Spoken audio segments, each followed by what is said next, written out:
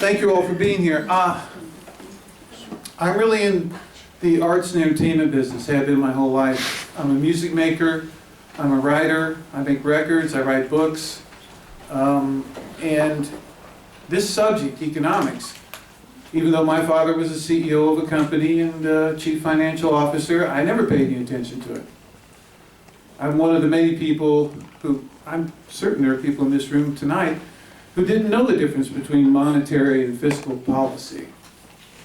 And when I was writing my book, Left Turn Only, there's a couple of copies out there, I got near the end, I was writing on a history of the modern progressive movement in the Democratic Party here in California, and I wrote an article called Who's Minding the Store? And the opening paragraph is, if Calvin Coolidge was right, and the principal business of America is business, then the current management needs to be fired. There you go. And I went on, thank you, I went on to give a proposal on the social side for what progressive economics would look like for Democrats if they had the nerve to actually talk about it.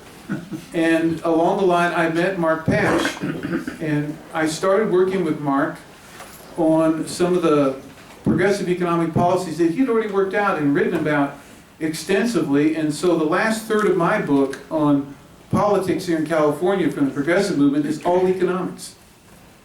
And the thing that I had to do, which you're all going to have to do now, I know this is a room full of great activists, people whose hearts are in the right place, but there is a paucity of involvement on the progressive left in economics today.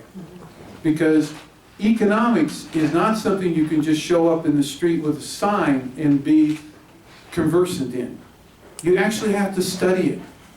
And it's probably the most mind-numbing subject to most people that they can think of.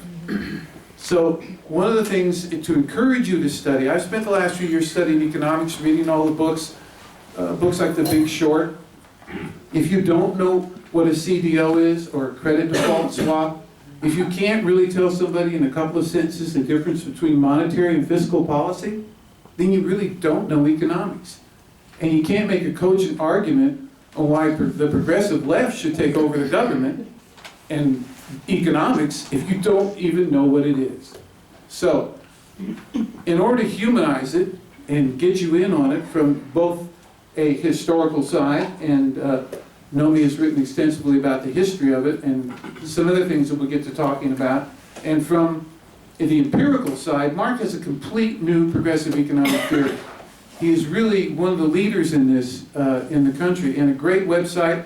If you just read the entire website, you would be conversant in progressive economics. And we all need to have that information. We need to know that when we have a conversation with anybody about what's going on in this country.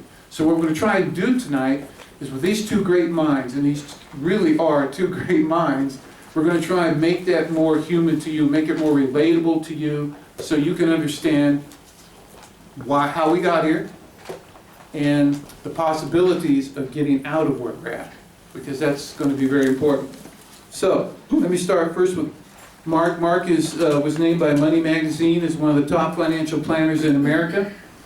His first book, Mark, is that E equal MC minus? F. F, okay. Sort of squared, it's F. F. Fiscal monetary policy. The Theory of Economic Relativity, a Solution for the 21st Century. More recently, he founded the Center for Progressive Economics, and his current writing can be found at that site, which is cpe.us.com. Mark has founded a number of financial organizations and has served as an officer of various industry corporations and associations. His extensive background brings a grounded understanding of the practical and theoretical in the field of economics. He really is knowledgeable about the difference between micro and macroeconomics, another thing you're all going to need to know. Mark has long been active in politics, and he actually ran for Congress in 1996, and too bad we didn't get him all the way there. That would have been interesting. So, please welcome Mark Pash.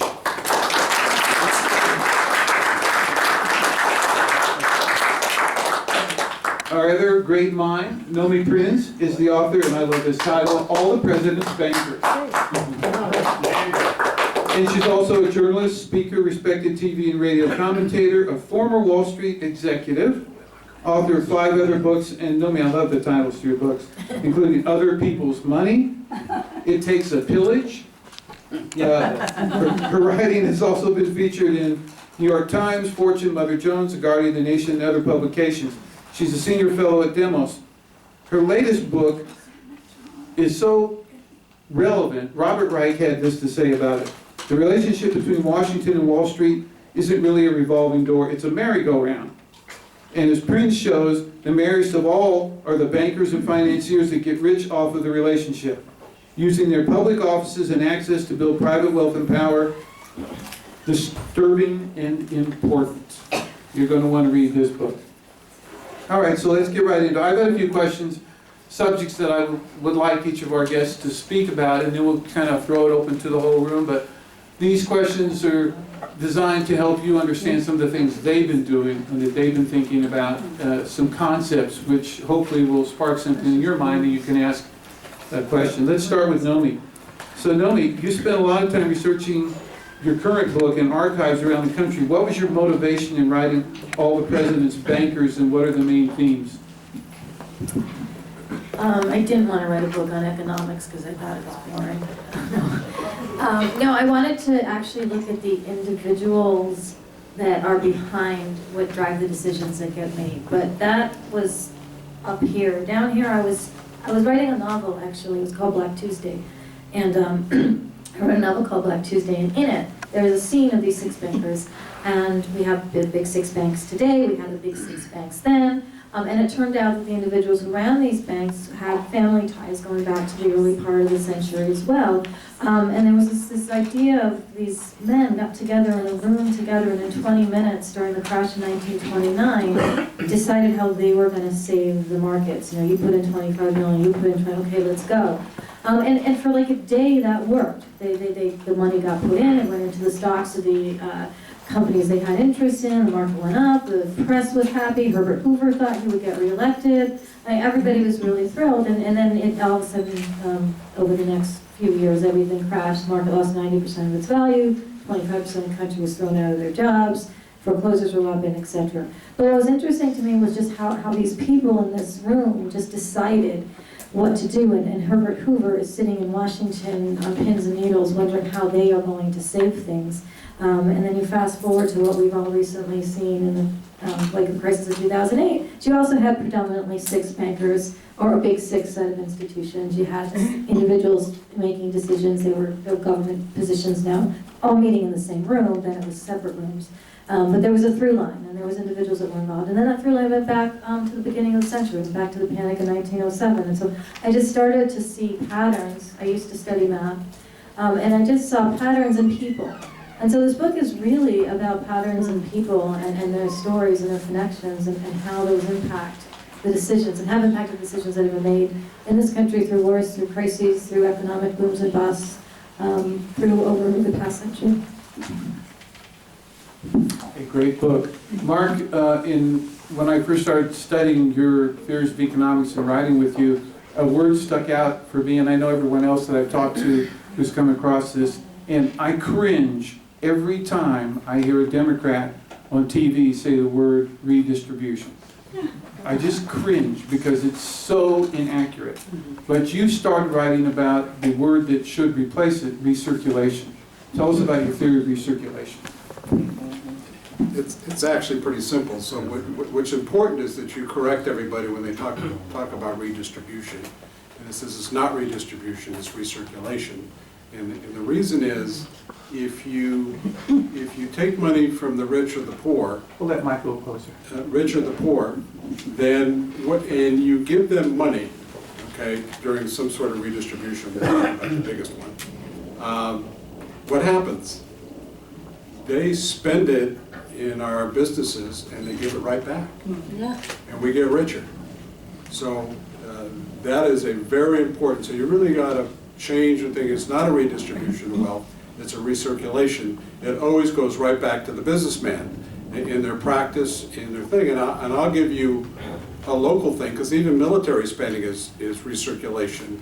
I have a certified financial planning practice, which is, I have all the securities licenses just like Nomi did when she was in the industry and all that. But my practice was built on retirees or about to be retirees from aerospace when we had Lockheed and Boeing and all the big aerospace, and they were totally funded by the government. And when the government gave them their salaries through these contracts, they came into my practice and it worked really well. So it's not redistribution, it's recirculation. Us capitalists and business owners get it right back. So that's an important factor. So tell us, when I was reading your stuff, Nomi, the thing that really stuck out to me was the idea of families. There was just even, was it today or yesterday, Credit Suisse agreed to this major fine. And Alex Wagner, she reported it on TV, she said something, I think it was just so perfect. They're going to pay a lot of money, they stole a lot of money, they helped other people steal a lot of money. None of the names are going to be revealed. None of the names. So we tend to think of, okay, the corporation did that, the bank did that. But as you point out in your writing, a family did that. And several groups of families who are cooperating together. Tell us about that. This overall theory you have of families and corporations.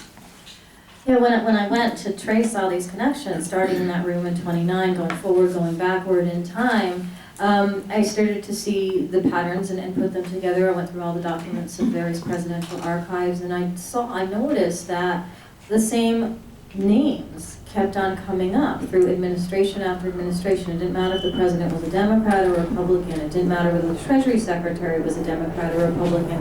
The families that have run the most powerful financial institutions in this country for the first 80 years almost of the 20th century were largely comprised of the same groups. They intermarried, but all over the time period they created new legacies in the same institutions with their sons, they would marry their daughters to the sons of others, and they would create new bankers. For example, the National City Bank, which is now what we know as Citigroup, it was one of the big six banks at the time, it's one of the big six banks today. It was run for the longest time by the Stillman family, which became the Stillman-Rockefeller family, because James Stillman, back in the early 1900s, married off two of his daughters to two of the sons of John D. Rockefeller, and they created little Stillman-Rockefellers, and James Stillman-Rockefeller ran Citigroup, or National City Bank, in the late 50s to the early 60s. So this was an example of just really almost 60 years of one family, and there was different movements within that family, but running one of the major institutions of the time and of today's time. Different people have come in over the years. The same thing with the Morgans. The Morgan family ran, of course, the Morgan Bank, which we now know as J.P. Morgan. It's on Morgan Chase, which on very many corners. And the Morgan family, and I start the book with the Morgan family, was the family that was most closely aligned with Theodore Roosevelt. And they were most closely aligned in that they were friends. The Roosevelts and the Morgan families were friends. One was a political banking family, one was a banking political family. And the way it worked is they just interacted on so many different levels. In the late 1890s, the United States was undergoing a very deep recession. It didn't have enough gold to pay off its debt. The Treasury Department didn't have enough gold, so they borrowed it from J.P. Morgan. In 1907, when there was a panic throughout the streets of New York and banks were failing, Theodore Roosevelt said, hey, I'm going to give you guys some money. Now the Treasury Department has a little money here, you take it, you fix it. And then the Morgan family grew into lots of different Morgans over the century and so forth. So there was just different groups of people that ran things. And the final one I'll just say is the Aldrich family, which we know of today is also Chase, the bank. Nelson Aldrich was a man who created the Federal Reserve along with a bunch of other bankers, including lieutenants for Stillman and other people. He gave birth to Winthrop Aldrich, who ran Chase for 20 years under FDR, under Truman, under Eisenhower, and then became the UK ambassador under Eisenhower and was involved in all sorts of stuff going on, Suez Canal and all sorts of other things after that. So he was around a long time, and the great nephew of Nelson Aldrich became a four-time governor of New York State, known as Nelson Rockefeller, and also the vice president for President Nixon. His other brother became David Rockefeller, who ran Chase for 2 decades, a little bit of space in between after Winthrop Aldrich through the late 60s to the early 80s, through under Reagan, for a lot of different presidential terms and a lot of different happenings in the country. And so it just, when you look at who's running the money in the country, that the influential money, because I don't believe that money in itself actually is what runs politics. I believe it is the family powers that align together, that believe in the same things, that work together, that collaborate, that mutually enforce each other, that hung out together for years. Their families hung out, they got married, they went yachting, they went to the same schools.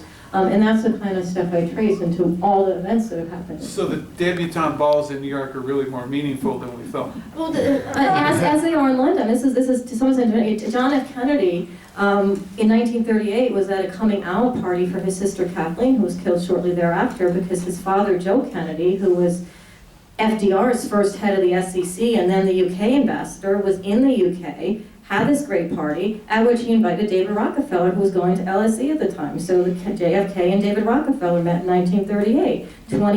30 years later, 25 years later, they're both running two very powerful poles of the country. One's running the presidency and one's running one of the top two banks. So this stuff does have long tails. Well, Mark, let me ask you about this. It was said, and I don't know the exact truth of this, that the Federal Reserve, because Nomi brought it up with the families in New York, and we know the big banks and their influence over the Federal Reserve, especially through the New York Fed.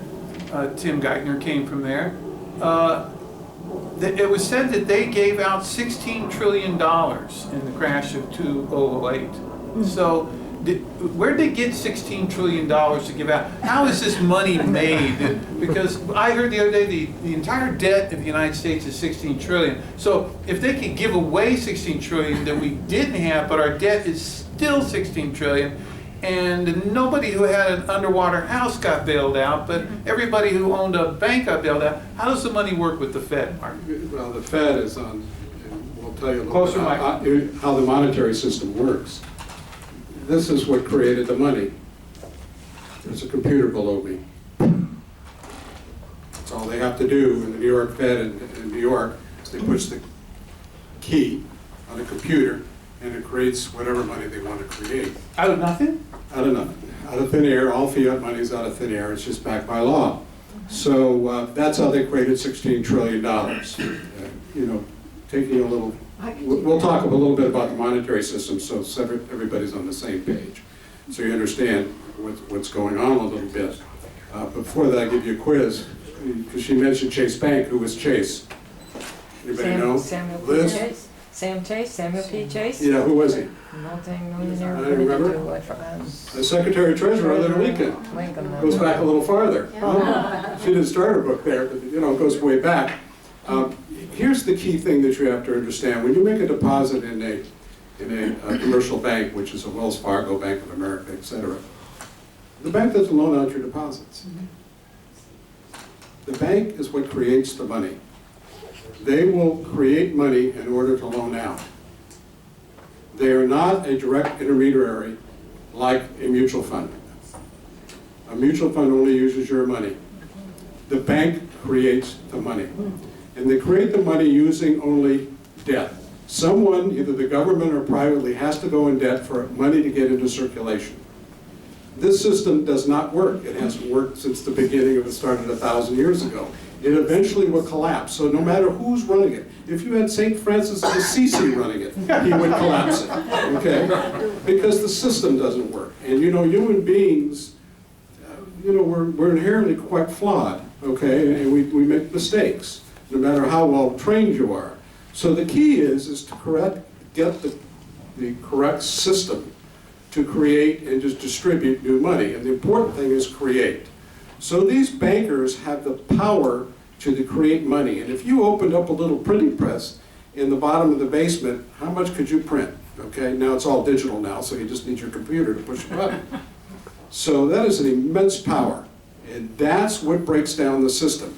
Because you'll have to go to my website, and I have all, and I try to write short articles and read my monetary section. It's only 10 pages.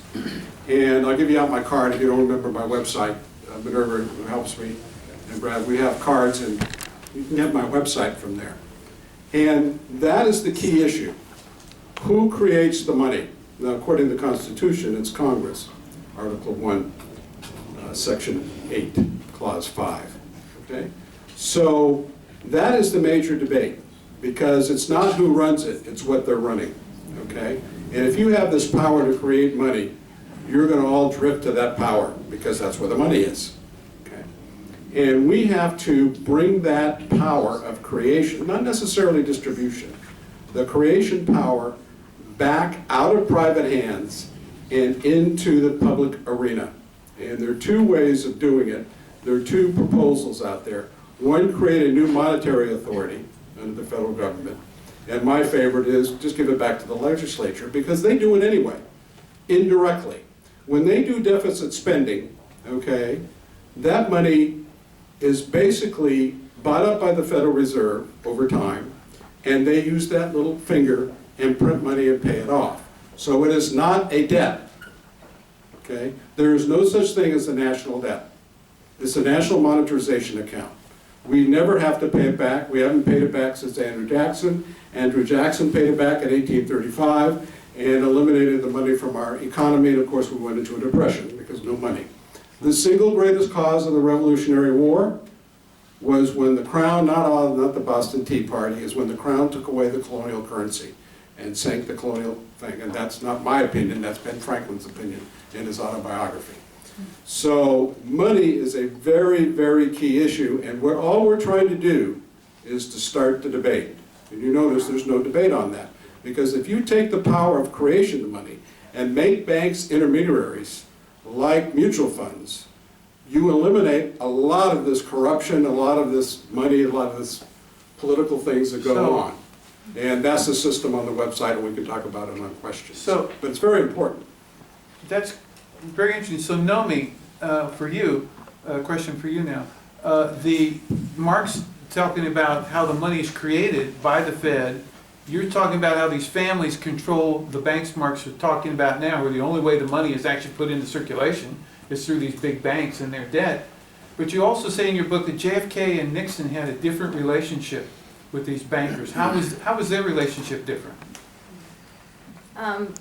Well, they, even though Kennedy had the family ties through his father, through the Rockefellers and so forth, to the financial community, his personality was such that he wanted to really do his own thing. A lot of the photos you see of him standing next to major bankers at the time, whether it's John McCloy or even the younger David Rockefeller, he's very uncomfortable. His hands in his pocket. He's very he doesn't really know how to engage them, or chooses not to engage them, even though he came from this position in sort of Eastern establishment, from which at the time they'd all come from, and these were the men that were running the financial institutions.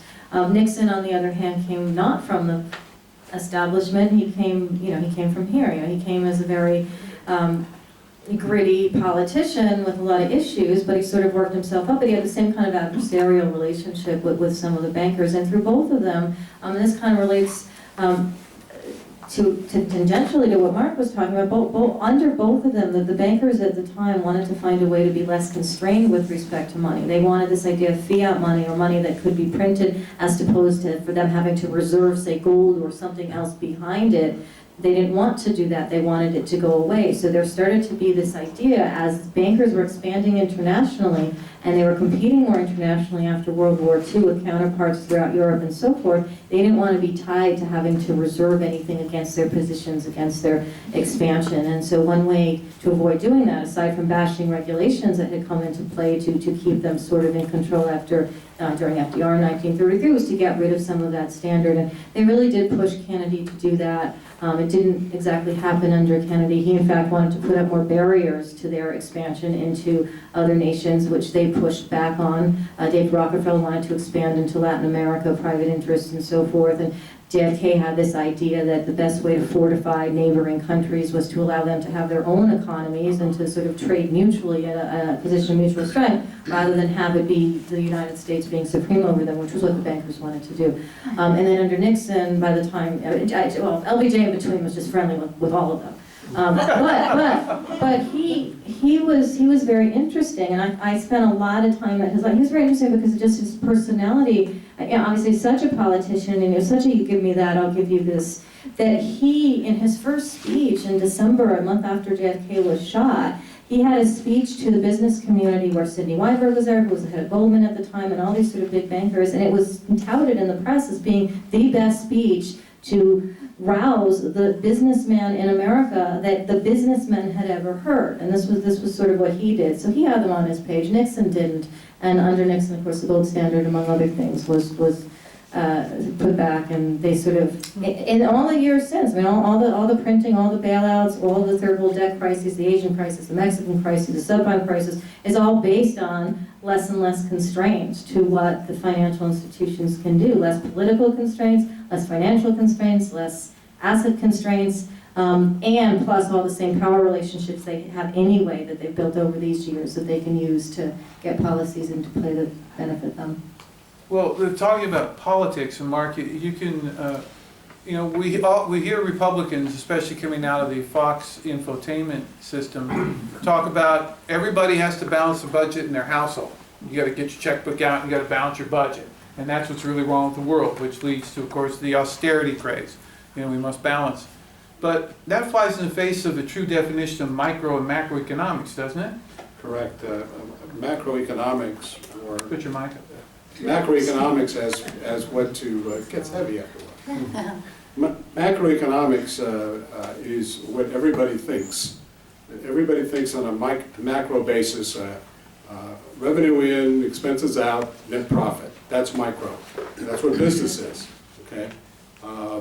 Macro is, I want to have a very healthy overall economy, whether globally or nationally, which means I want to have a lot of clients, customers, and consumers that are well paid in order to come into my store, okay, or my practice, or wherever, okay?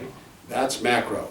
They're totally different. They're actually opposed to each other to a degree, because in micro, as a business manager, I really don't want to overpay my employees too much. I want to make more money. But when I don't overpay my employees or pay them at 71 cents an hour like they started in China versus $20, they can't buy anything. And so the cycle is broken. And why we didn't go into the Great Depression here is because people started borrowing, okay? And that's where this money creation comes in. So they start borrowing on their credit lines in order to live. And of course, eventually that ends because they can't afford to pay it back. And the economy collapses. The same thing happened in the 20s and 30s. So it's a very different understanding of economics, and they're not related to a degree. And so a lot of people have the theory that you would have a bunch of companies that it makes a good macro. It doesn't work that way. So the government doesn't have to balance the budget? But the government doesn't have to balance the budget. All the government has to worry about is inflation. And that's where we get into politics, because if you notice that, and this is globally, the left wins, and then the right wins, and then the left wins, and then the right wins, because it's the economy stupid. Clinton had the right slogan, but when he got there, okay, he's not in control of the economy. The monetary system is in control. It's the blood, it's like the blood of the economy is money, and they're not in control of that. The Federal Reserve and the commercial banks are in charge of that issuing of money, and they only issue it debt. And there's nowhere written in the Bible or anywhere that you have to create money by debt. And every time we haven't created money by debt in this country, we have some good examples. It's worked very successfully. And all you have to do is watch out for inflation. And it's a totally different concept. And you can lower taxes, so the right will like that also, because you won't have to have as high taxes, especially on the average person, including payroll taxes, because some of the programs are paid for through issuing of money. Okay, and I can go into more detail. Especially, how about an created example? not by debt. okay. See this little finger? Okay, so what happens is if I take back the power, I cancel the Federal Reserve Act of 1913. That's what we want to talk about a little bit more with Nomi. Yeah, and then what we did in the colonial period is this: we issued currency and we spent it into circulation. We did that also during the Revolutionary War, and it worked. But the big example is the greenbacks by Lincoln, because the banker said, okay, we're going to loan you, and this is how the Europe worked, we're going to loan you all this money to fight the Civil War at 5% or 6%, nobody might know the exact number. And he said, well, he basically said, thank you, but no thanks, and printed up the greenbacks, which are basically no backing. It's just greenbacks. It's just paper currency. They didn't have digital in 1860. They didn't have electricity in 1860. That's all that has to be done. And it's so simple because the cost of creating a dollar is zero. It depends on how it's spent, right? The only cost is the excess, if you create too much and you create excess inflation. That's the only cost. There's a small cost of distribution because you have to have brokers to put it out there and Congress to spend it, or however you want to do it, and we have 15 different ways to put it out there when you read the site. But the key is to get more money out there. That's why we're suffering. Because the only way we get money out there, people have to borrow. Well, in Japan has been in low growth since 1990 because their people don't want to borrow at all. Okay? So there's no money getting out there. So they have the highest debt to GDP ratio in the world. Does it matter? Does it create an inflationary thing? No. And the reason it doesn't is because they have a big trade surplus. But there's other reasons too. It's their own money that they're using. So they're just recycling it. So, Nomi, tell us about J.P. Morgan and Teddy Roosevelt, the Panic of 1907, how the Federal Reserve came to be, and how that worked in our latest crisis.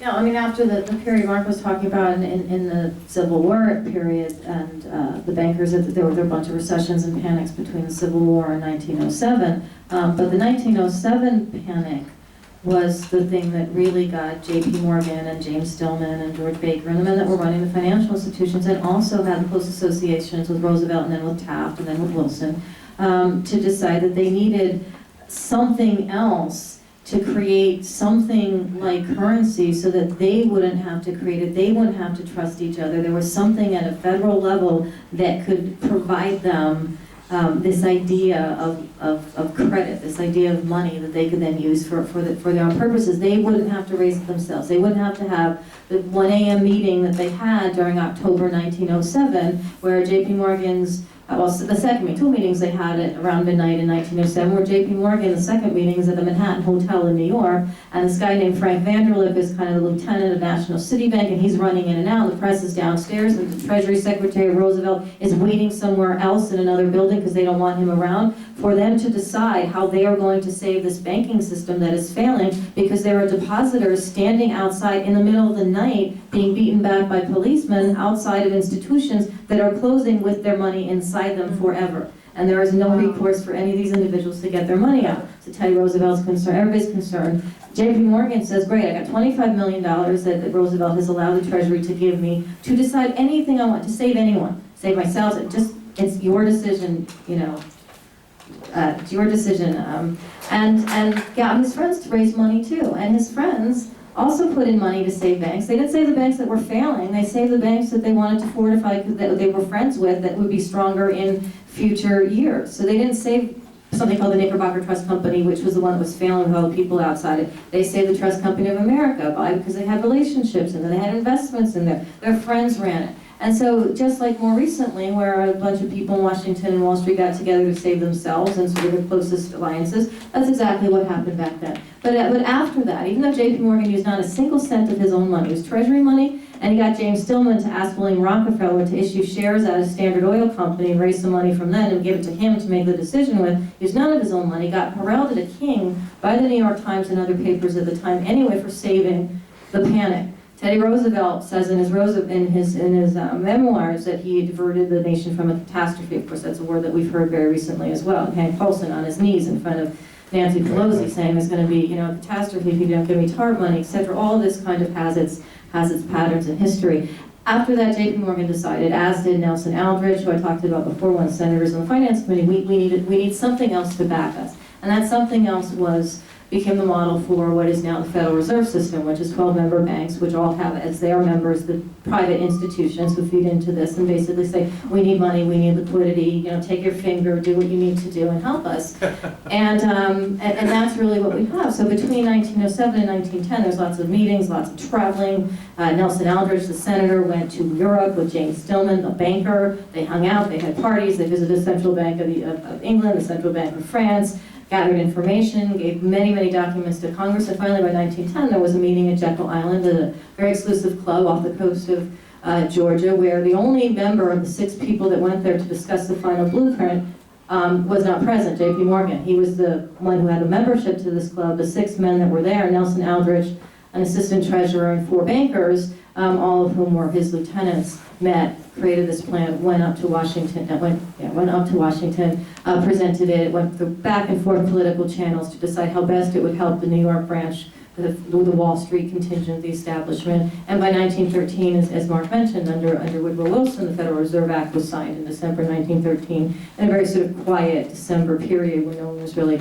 paying too much attention. Yeah, there you go, Christmas Eve, when these things happen. It's either Sunday night now, and then it was Christmas Eve, and which was also when Glass-Steagall was. But anyway, so they did that, and then all of a sudden, Woodrow Wilson presented it to the country, the Federal Reserve, as this body that would provide credit to the common banks, credit to the farmers, credit to the local. That if there was ever a panic again, that the benefit of the Federal Reserve would be to be sort of more of a multi-purpose lender to everyone. But that's not how it was created, that's not who created it, and that's not how it's worked in the century that it's been in existence. And it currently continues not to work for the benefit of the average person. It continues to work for the benefit of the same sets of banks, Big Six now, Big Six then, a couple in between, that worked so hard to establish it.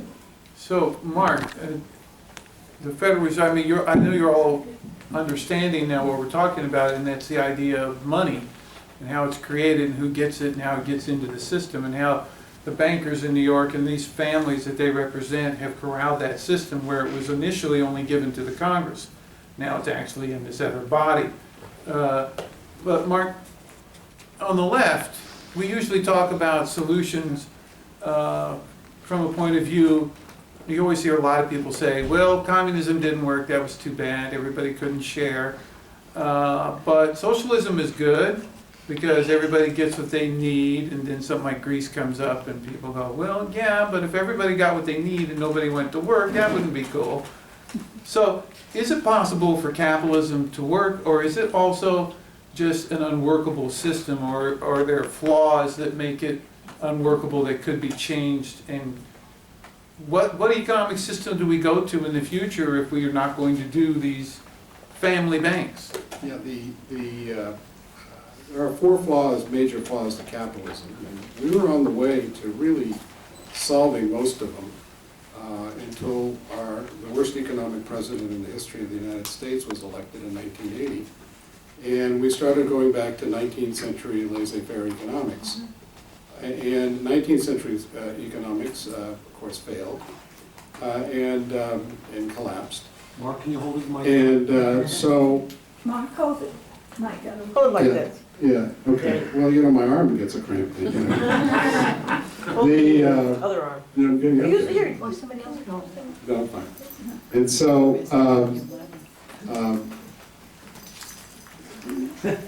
no, that is.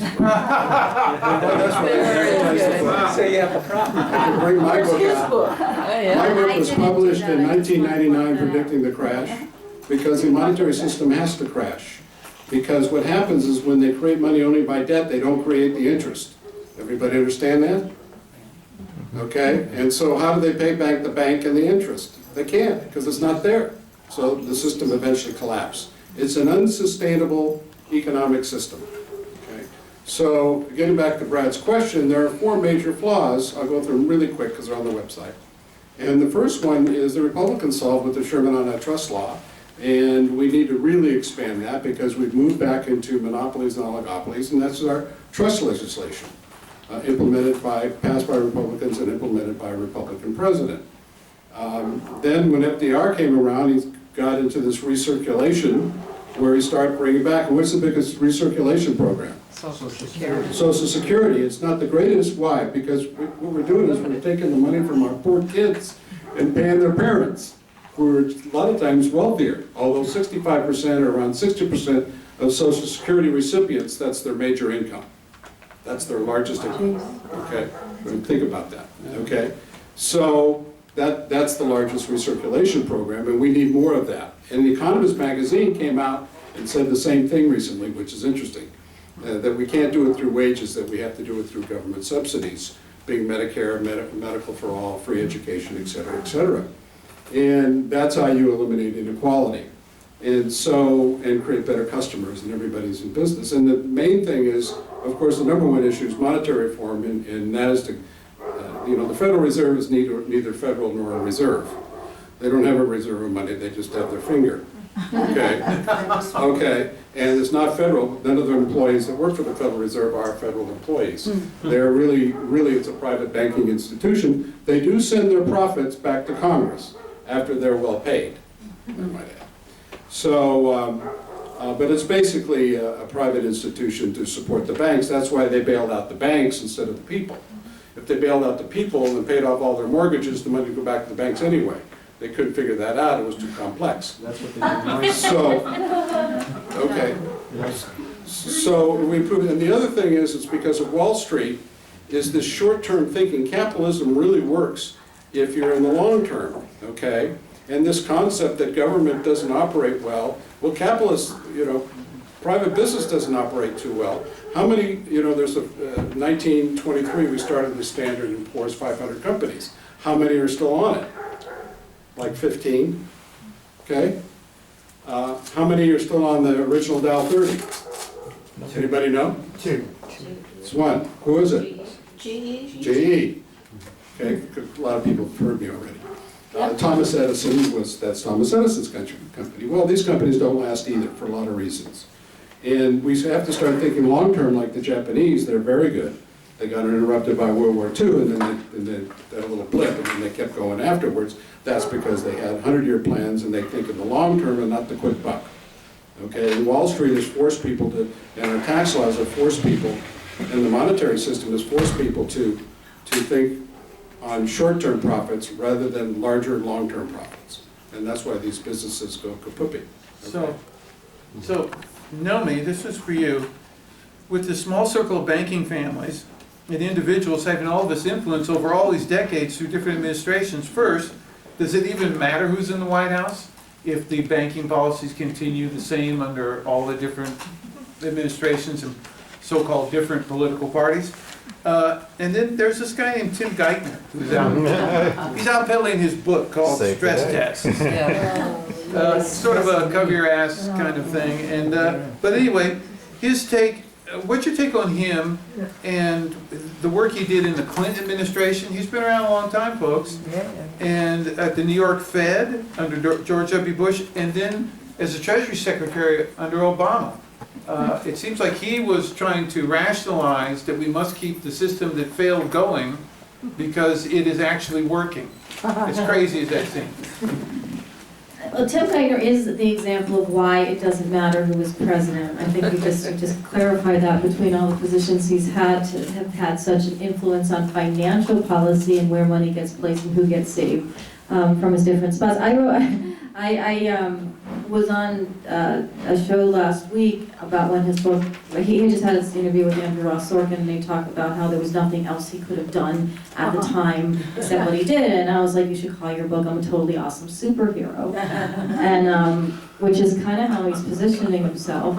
And as Mark mentioned before, what he could have done was, or any of them, Hank Paulson at the time, who was the Treasury Secretary when Geithner was, the head of the New York Fed, and any of the individuals, what they could have done is say, gee, let's save the mortgages. And not just because that would have been a nice thing to do for the greater population, it would have created more economic stability for a greater number of people. Not even because of that, because of the second thing that Mark said, which was that if you fix the mortgages, if you do that nice thing for people from a financial stability perspective, it is cheaper in the long run because those mortgages are what lines all the different sort of pyramids of toxic assets and all the other things that banks bartered and created and distributed in critical countries, selling them into, because the mortgages actually line these securities. So there wouldn't have been an issue of these securities deflating and causing such a tremendous crisis everywhere, because the mortgages underlying them would have been secured, and then the securities would have been secured. Now there's a lot of other shady stuff going on, but certainly it would have been done or could have been done in a better way. Tim Geithner didn't think of that, even though he had been in a position of, yes, he was an assistant Treasury Secretary under Bill Clinton, under Robert Rubin at one point as a Treasury Secretary, been the former co-CEO of Goldman Sachs, and then for a minute under Larry Summers when the Glass-Steagall Act was summarily repealed. It had been being repealed in stages from the beginning of Reagan's administration in terms of allowing these banks to leverage or bet or do whatever they could, creating toxic securities, creating derivatives transactions, putting things offshore, continuing to put things offshore. None of these things seem to be a problem to Tim Geithner. In fact, there are many quotes from his years in different roles that he played in Washington and on Wall Street and for Wall Street while in Washington, that he didn't understand anything about finance, certainly not anything about economics. So that's the problem with him. So going around in his stress test book, of course, it's a legacy book, just like Hank Paulson's book was a legacy book, that he as a Treasury Secretary could do nothing else. George W. Bush's Decision Points book, there's a little teeny bit about the crisis, and it's a very, very big type book. There's a little bit about the crisis, how Hank Paulson said, if we don't do this, if we don't go, as George W. Bush put it, all in to save the banks, then there would be a greater catastrophe, all this sort of catastrophe crisis kind of language, and that was what Tim Geithner positioned himself as supporting. That's a story he's sticking with today, and that's a dangerous story. And all of the decisions that got made that created that particular crisis, that created low interest rates, subprime loans, the fraudulent combination of those loans into more complex assets, all the different things that happen within finance to kind of take money out of all these different steps along the way of rejiggering the loans at the bottom of any particular asset. All of that happened under presidencies of a Republican and then a Democrat and then a Republican and now a Democrat. So it's still going on. So none of this stuff is actually stopped. It's just permuted into different ways. The Federal Reserve still is holding and continuing to buy. It's holding $1.6 trillion of mortgage-related securities. Supposedly started buying them after we were in a recovery, after the banks were supposedly healthy, after they got trillions of dollars of loans in return for other securities that the Federal Reserve and Treasury Department decided to allow them to have. So all of this is a reason why I don't believe it matters today which party is in power. Why it didn't matter so much in the past was because more of the tighter family personal connections, that a lot of the decades long in which a particular banker might be running a particular institution that had tremendous political influence, funded wars, was involved in policy decisions, might be in that position for a couple decades, whereas a president has to deal with re-election. So a president might be only in for 4 years or 8 years, and FDR's, three and a bit terms, but these bankers could be in their position for multiple decades and then be in a position of continued influence before and after. So that's why it didn't matter so much then. From a financial perspective, I'm not saying it doesn't matter from progressive social issues, but from a financial, with respect to Wall Street, with respect to funding these bad practices today, I don't think it matters, because the same decisions has happened under both presidents. I don't think if Hillary or Jeb Bush were to become president that the relationship to Wall Street, the decisions that would be made with respect to these banks would be any different at all.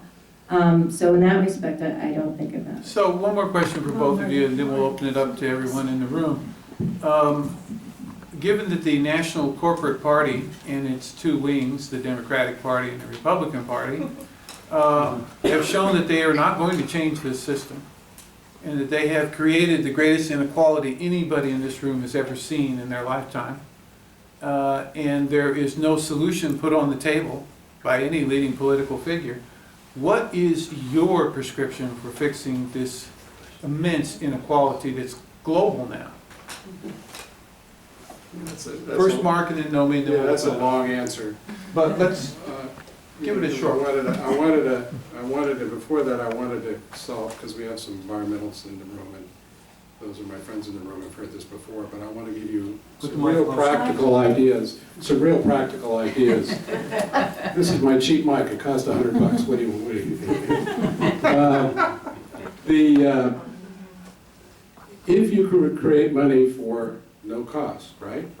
And what are two problems in this state? Water and energy, right? Pollution, which is caused by coal plants. When you fly into Los Angeles, fly into LAX, look down. If you have a window seat, look down and tell me how many industrial buildings have solar on top of their buildings. And it starts out at Palm Springs. And start counting how many. So I've counted 2 so far. Okay, look at how many are there, and I've counted 2. Found my second one not too long ago.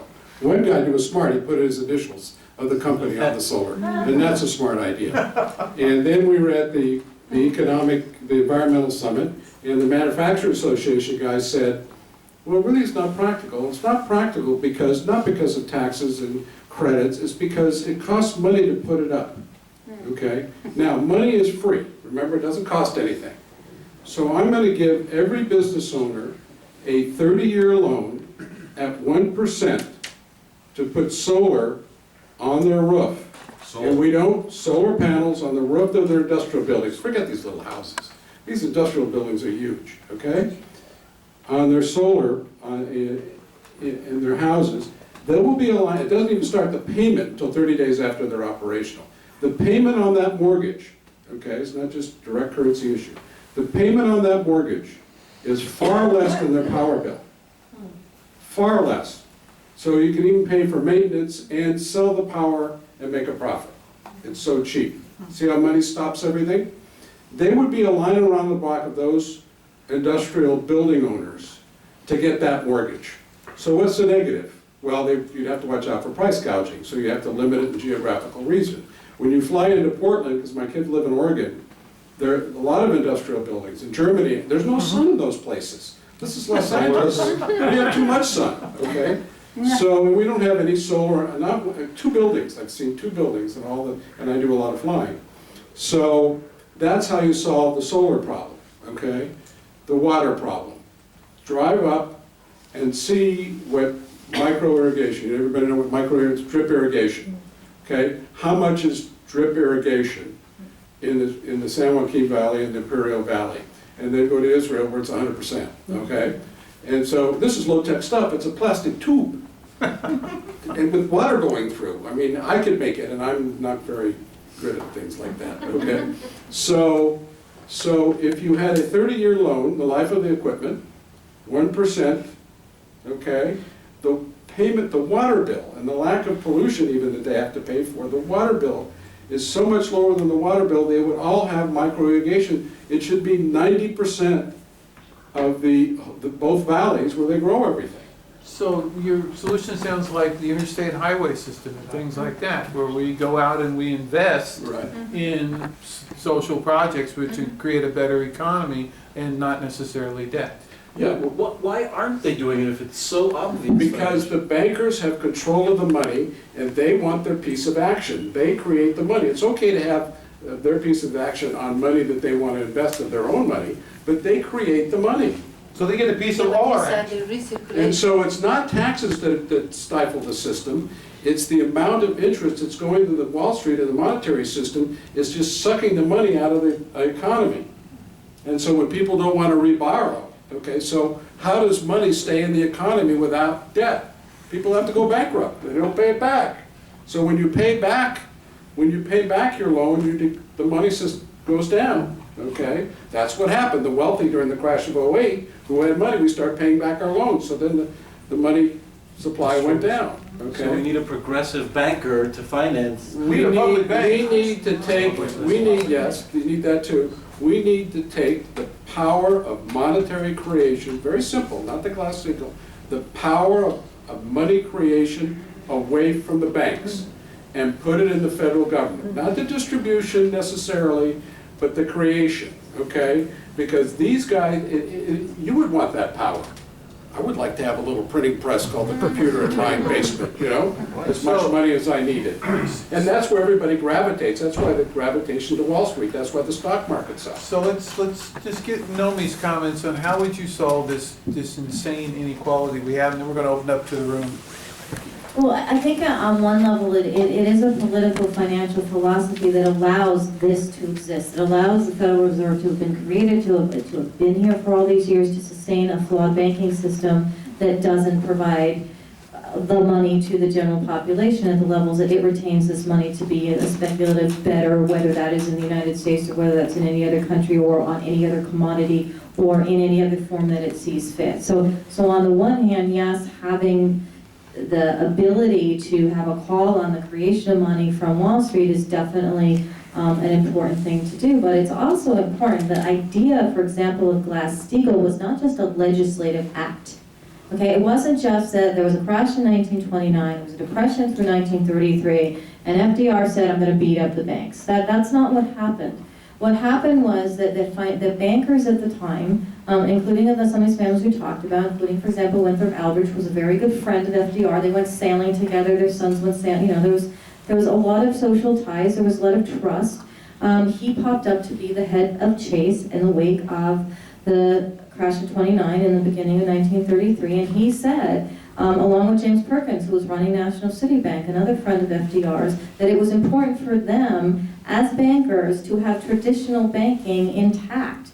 They wanted the United States to have confidence in banks to behave like banks and not to do fronting for crazy weird bets that could create a crash in 1929. So before the Glass-Steagall Act was even passed, which was in June, these men went up to Washington within the first 10 days that FDR was president, and this is not in a lot of history books. You have to actually go through the letters of thank you for visiting me, that was really nice of you type stuff that is in the FDR library if you look for it, and you spent, and as a result, they agreed to support this notion of separating their banks before there was legislation. James Perkins told his shareholders, by the way, we're spinning off all this trading arm. Winthrop Aldrich took out an article on the front page of the New York Times to say he was doing the same thing. They both gave their pledge to FDR to support him in doing that. He talked the country down off the ledge. Of course, it took some years. It took thousands of smaller banks to close. These guys got what they wanted in terms of keeping their big banks big. But they did it in a way where they also considered the rest of the economy and the rest of the population and the confidence in the banks. And they didn't choose to keep the trading parts. Of course, they had all screwed up. They were all trading at zero, but they chose to spin them off, not 100%, but sort of. And they kept the depositors, they kept the loan businesses, they kept the idea of creating and funding infrastructure. And as a result, Glass-Steagall just solidified that notion into a law. So it wasn't just an act, it was the idea of a policy where the leadership of the country and the leadership of the institutions that were going to provide funding for the country were on the same page and they supported each other. And what has happened, particularly since Reagan's administration, through Bush 1, through Clinton, through Bush 2, so forth, is that not only has that Glass-Steagall Act been fully repealed, but all of the pieces along the way have allowed the large institutions to become bigger, have allowed their concentration of assets and of deposits and of wealth and of influence to grow in an environment where the risk to all of us has grown exponentially because of all the technological advancements and all the weird sorts of funky financial instruments that banks continue to create, and the fact that you can computerize them and no one can, and there's so little transparency, and transactions used to be easier back then. So a lot of other things have happened with them having the ability to get bailed out by the Fed, by the idea of printing extra money, plus the notion that they have a tie on to our money. They have a tie on to our deposits because we have the FDIC that supports our deposits, which does not adequately back all the deposits that these banks hold. So if we did have a major crisis, it would be really big. The FDIC isn't equipped, but it's used as this catastrophe argument. It's used by someone like Geithner and Paulson and whoever's president to say if we don't help the banks, the depositors will be at risk. So we are actually collateral to all of this because the banks can do what they do, can create money, can speculate, and have our deposits as well attached to them and sort of held hostage in this whole process. We need both. It sounds like a Dr. Phil show. So, they keep telling us, if you don't let us have everything, we won't have everything. Okay, so let's open up for some questions. Kevin? Right, and this is for both Mark and Nomi. In Grider's book, Secrets of the Temple, he talks about how the whole concept of a Federal Reserve didn't come from bankers or academics or economists. It really came from barefoot farmers that were struggling under the gold standard and a few other things. But by the time the idea got to Washington and Jekyll Island, it was thoroughly bastardized. And my question is, let's just say, Mark, your idea comes to some kind of fruition, or Nomi, concepts that you might have to better regulate and manage our money supply.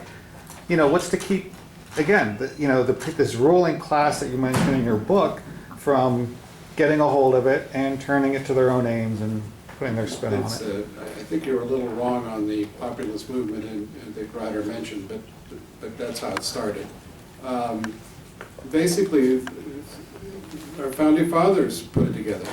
Checks and balances, massive checks and balances, you can read that on my website. And then distribution systems that instead of, you see, we only put out new money through debt, but the debt is even small. Mortgages, credit cards, you know, a few things, 3 or 4 things that you can borrow, and you've got to have money to borrow it anyway, okay? In many things, not the credit cards. So, but if you, instead of having that one distribution system, you have 15 or 13, then when one system crashes, and they will crash, okay, because we're human beings, we make errors. It doesn't take the whole system down with it. We just correct it, okay? Okay, it crashed, it's just money. As long as we control inflation, we just correct that system. So in the creation process, I'm not going to go through what I have, you can just read it. I have about 6 or 7 ways of doing the checks and balances, okay?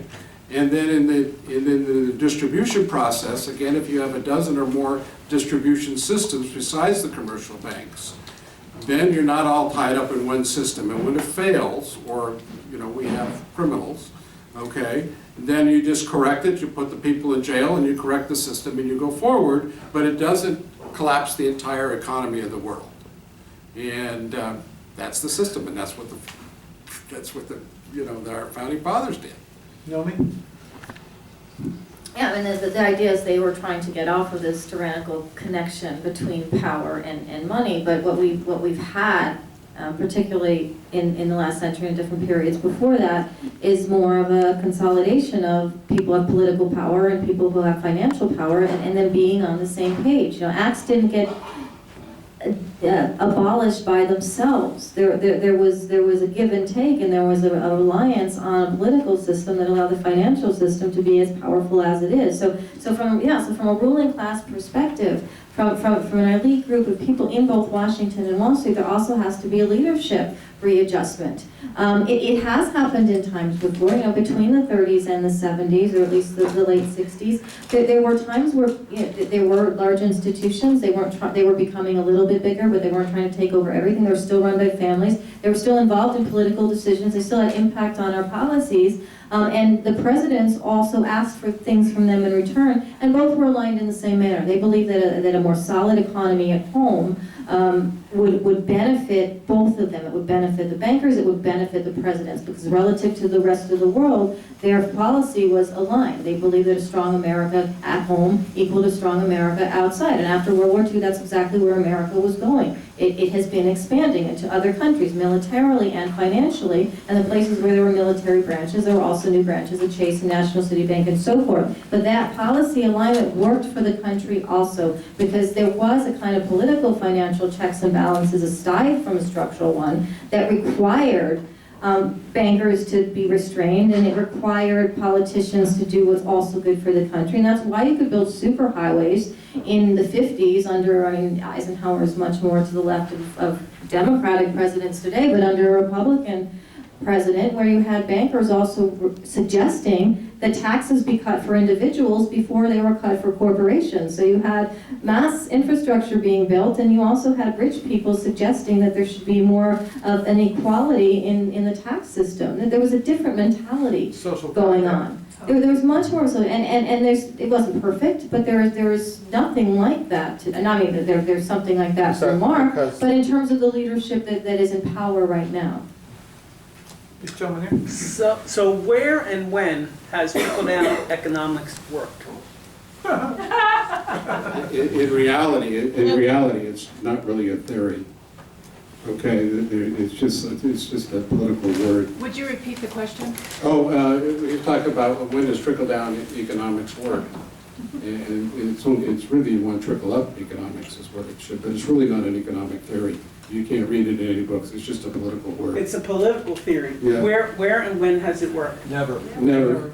It's Is always that your failed. answer, never? Yeah. Consolidates up here. So, I want to make another thing about the Federal Reserve, and this is through Glass-Steagall in the 60s. The Federal Reserve had its 100th birthday on December 23rd, last year. And we've had, in 100 years, we've had 16 recessions, a Great Recession, and a Great Depression. That is not a good history. And that is not a good history. That is not a good track record. So, and we still be plugging along. doing the same old thing, and it's gonna collapse again. I was telling Brad before, I don't think, I thought the next monetary collapse would come overseas, and I still think that's true. That's why in my book I says it's gonna collapse, I just didn't know where. I didn't think it would be here, I thought we were too sophisticated. Boy, was I wrong. Okay, I also want to comment on why we had the '08 crash, okay? Because you don't read any of it in any of the books, okay? Yes, it all got worse because of all the stuff you read in the books. But the basic reason is they created a financial product, and this comes from a personal financial planner, that doesn't work. When you put a loan out at 4, 5, 6% that goes up to 8, 9, 10% in 2 years, called subprime, it doesn't work because nobody in this country can afford that interest of payment, and it eventually cannot work. But if you created a product that worked, like a participating mortgage, at 4%, and then the banks get 10 or 20% on the profits upon refinance, gifting, or selling, then that product worked because in 2 years they have the same payment. And the banks would make more money because there'd be no foreclosures and they'd have a piece of the equity. And that's what the big boys do. That's what insurance companies do. Those big buildings, our own insurance companies loan those big buildings as participating mortgages. It's both debt and equity. And so that's why we had a crash.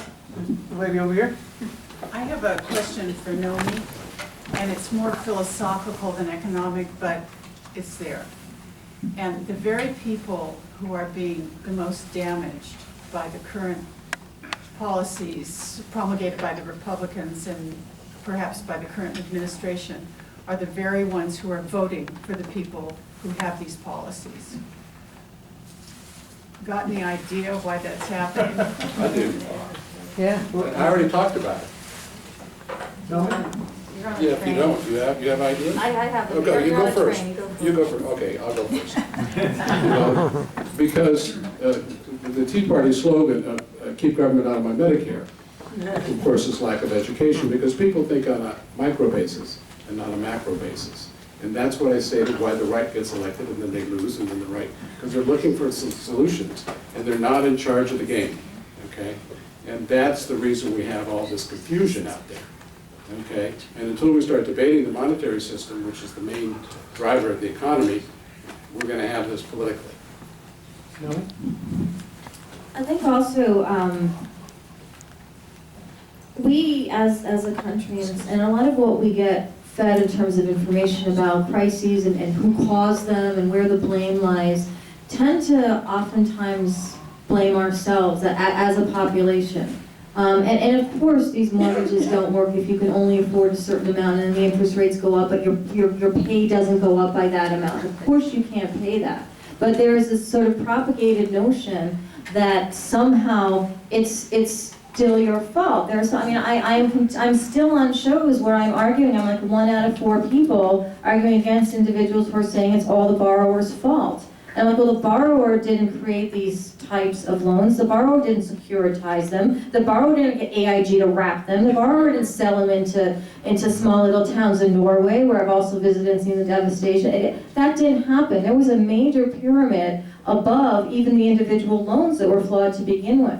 But I still go on mainstream television shows where everyone seems to think that this was a mutual problem or that somehow people shouldn't have taken out loans that they couldn't pay for, as if they knew all of the economics or all the financial mechanics that were in front of them. So a lot of it also is that we have to kind of be more knowledgeable of what actually happened and happens and continues to go on as individuals. Yeah, study, gain knowledge, and also feel more empowered that, wait a minute, this couldn't have been us as individuals. We don't have the power that I'm talking about. We don't run multi-trillion-dollar institutions. The top 6 banks of this country today control 84% of our deposits, of our FDIC insured deposits in 6 institutions. We don't have that power as individuals. And why we vote for individuals that we think will change something is because we want to believe it's better than this, and people do vote against their interests. But again, I think that there's not a lot of difference in terms of the policies at the moment, in terms of Republicans and Democrats at the very top level. That there are initiatives that can be done, that can be pushed through and should be pushed through. But I think people aren't aware enough of the options and the different kinds of solutions. Most people are not sitting in this room tonight and debating these issues. Most people are sort of watching, reality TV or doing anything that's just more entertaining. I'm not saying we're not entertaining, but I mean just, it's a different kind of entertainment. Next question. Mark, if even two presidents who have tried to take on the Federal Reserve were murdered for doing it, Kennedy and Lincoln, whose ear do you have, or what possibility of the team? And Nomi, could you talk about Ellen Brown's solutions, whether or not she gets elected state treasurer? And maybe I'll talk about the state bank, which they don't refuse to debate. Bring your mic up. It's interesting, it doesn't work down here, which is usually good, but it works here. It'll be fine. That's fine. And then I can hold my book, but it's out of print. So basically, now I gotta concentrate on what the question was. Whose ear do you have, or what kind of team do you have? The Bank of Settlements in Switzerland, which is the main central bank, these institutions are the most powerful non-military institutions in the history of the world. And some even economists think, that they're more powerful than the military, because they force the military to do things they don't want to do. I don't want to get into conspiracy theories, I want to get into the solution. I probably think that the real solution is only going to come, but I'm going to still work in the reform movement, we're all going to keep banging. It's global now. The internet's going to really help, but probably it'll only happen, in my estimation, if clean money ever gets to it. We have Wayne who sits on the thing over here on the clean money, where we can bring in some clean money along with the private money to get the election so people can vote. And also, when you read on my website, mine's a win-win. The banks make even more money. Okay? They just lose the power to create money, but they're going to win also. So if you create a win-win economic system, then maybe you can, everybody's against change 100% of the time, but maybe you can get some bankers to listen down the road, okay? Very difficult. Can you define clean money? No, I'd have to let Wayne do it, okay? But clean money is for public finance campaigns. Public finance campaigns. Did you want to joke? It's okay, keep going. Okay, so that's a whole other major issue, really has to do with politics and not economics. I'm strictly economics guy. And Nomi, your part of the question was? Oh, on the initiative that Ellen Brown has on Public Banking Institute, that she, along with a number of folks, have created, the idea of the Public Banking Institute is to create public banks that are not these private banks that have this pull on money and that have such a pool of deposits and that aren't allowed to do the kinds of speculative activities with people's money, but instead have to take money and invest it back into public infrastructure. They can still make economic decisions. They can still weigh what money comes in with what puts out, but there has to be something that's actually working towards individuals and populations and everything else, as opposed to simply being the type of top-down infrastructure right now, which just basically risks our money, not even necessarily on anything nationally, internationally, and in all sorts of other types of schemes. It would be the idea of bringing that into a public-owned and public-operated banking institute. Are there any? Do any exist? Yes, North Dakota started in 1919. It's been very successful. It's been profitable every year. Okay, it doesn't really compete against the banks because they've loaned things that the banks wouldn't loan. And so it's worked very, very well. But of course, the bankers associations label that as socialism. Okay? Even though it's run by their own bankers. It's Republicans, right? I spent an hour briefing John Chang, our controller, on state banking. Okay, and I said we have the #1 expert to try to get Jerry Brown to do something. And I haven't heard it in his campaign this year.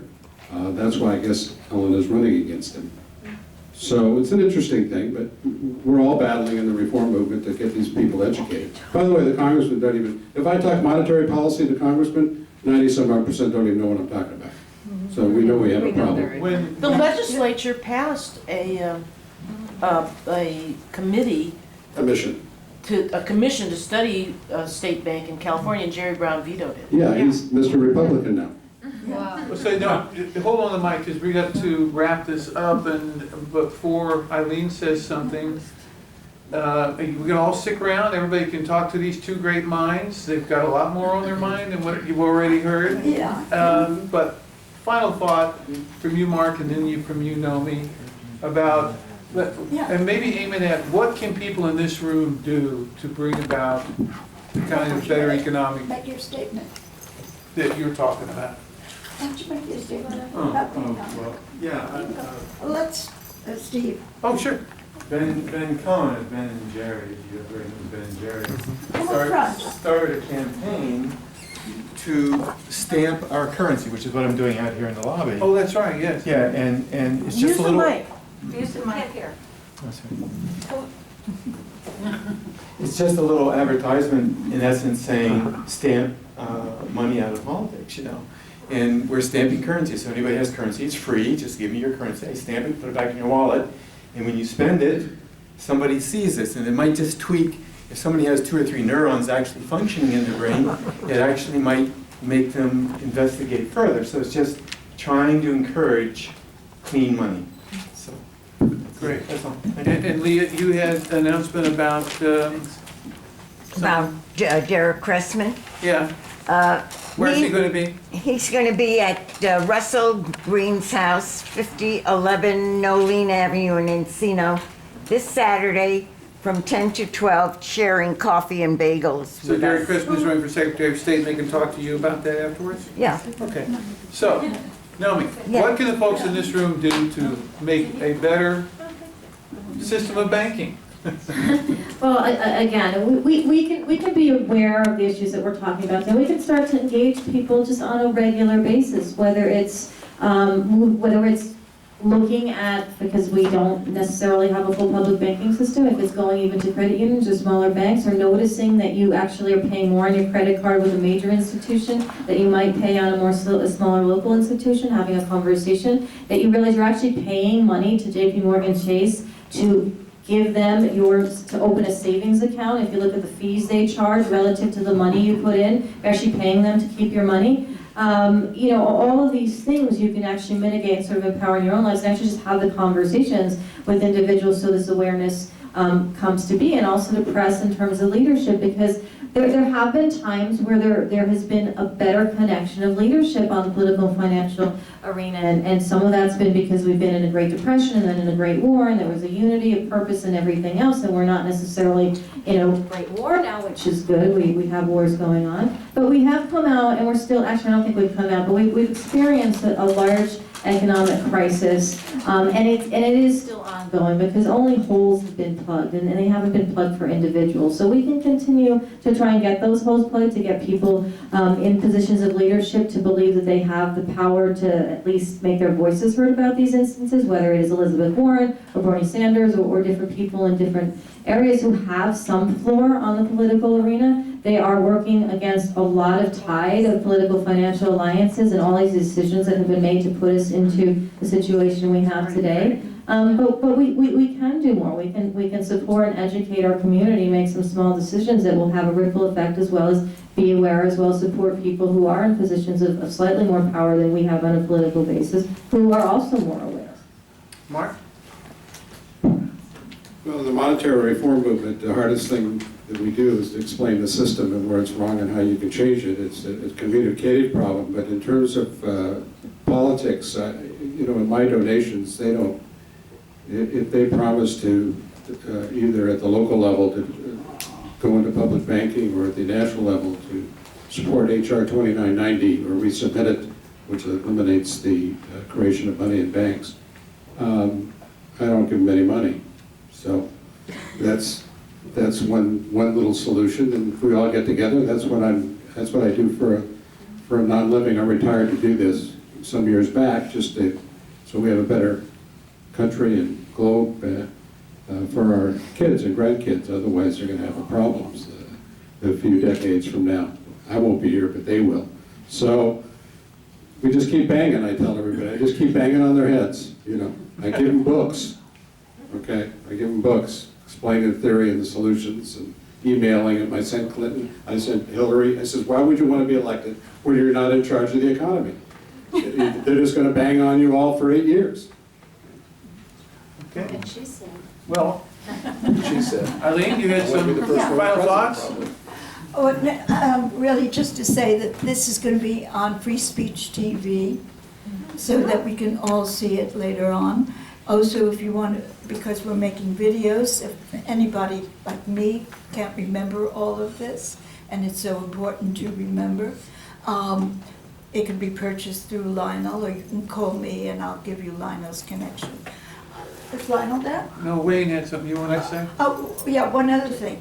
We get the quality of authors like Nomi here because people buy their books.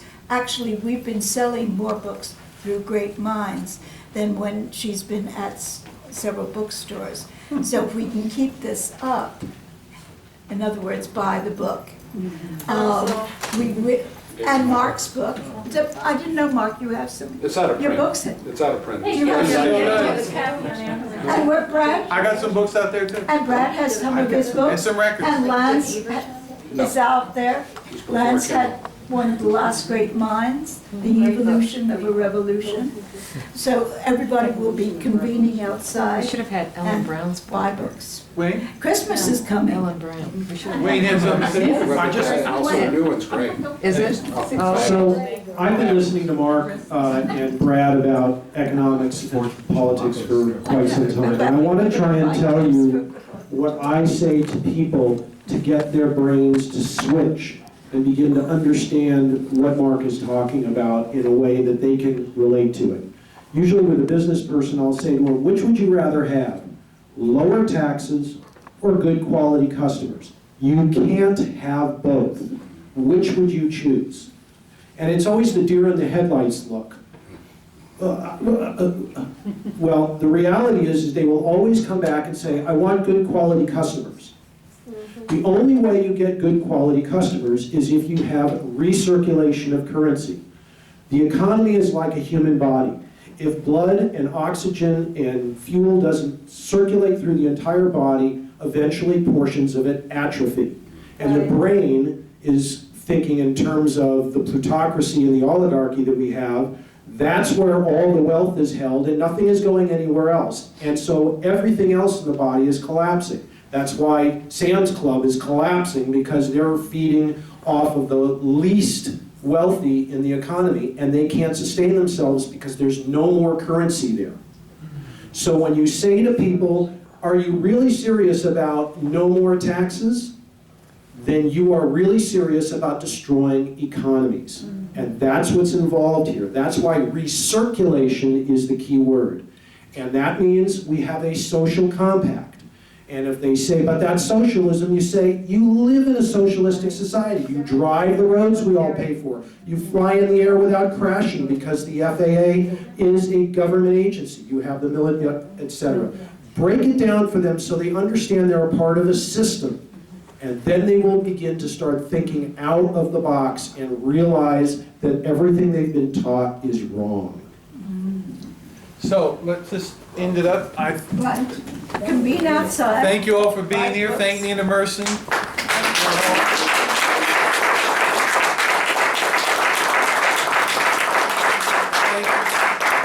Thank Eileen Proctor for the great minds here. Thank Mark Pash for being here tonight. His ideas. And thank Nomi Prins for the book that